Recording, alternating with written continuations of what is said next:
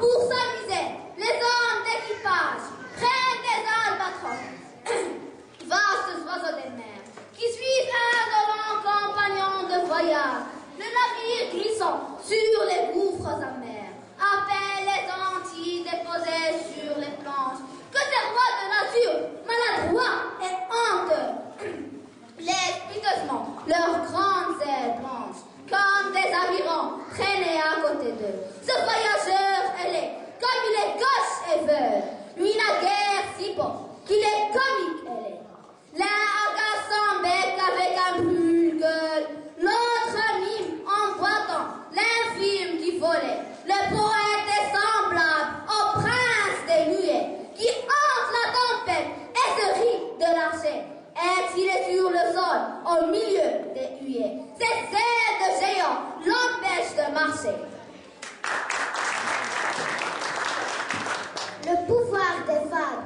Dans Athènes autrefois, peuple vain et léger, un orateur voyant sa patrie en danger, courut à la tribune et d'un art tyrannique, voulant forcer les cœurs dans une république, il parla fortement sur le commun salut. On ne l'écoutait pas, l'orateur recourut à ces figures violentes qui savent exciter les âmes les plus lentes.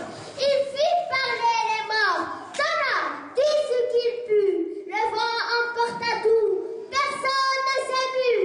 L'animal était frivole, étant fait ses traits, ne daignait l'écouter. Tout regardait ailleurs, qu'il en vit s'arrêter. À des combats d'enfants, et point à ces paroles, car fit leur en guerre, il prit à notre tour. Cérès commença-t-il, faisait voyage à jour avec l'aiguille et l'hirondelle.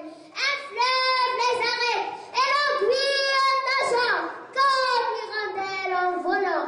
Le traversa bientôt, l'assemblée à l'instant, cria tout une voix, et Cérès, que fit-elle? Ce qu'elle fit, apprend courroux, l'animal d'abord contre vous.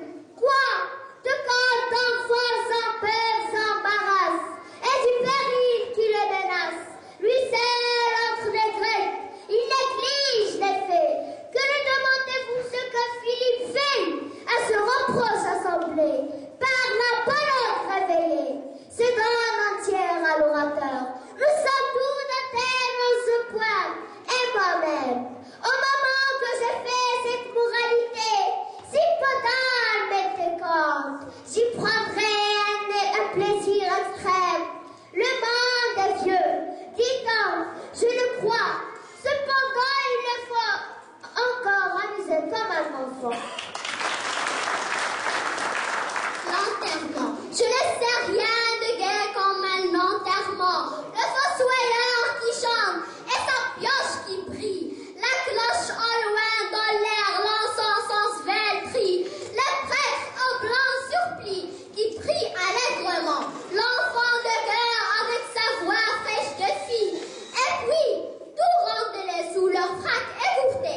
Les croque-morts en air rougi par les pourboires. Et puis les beaux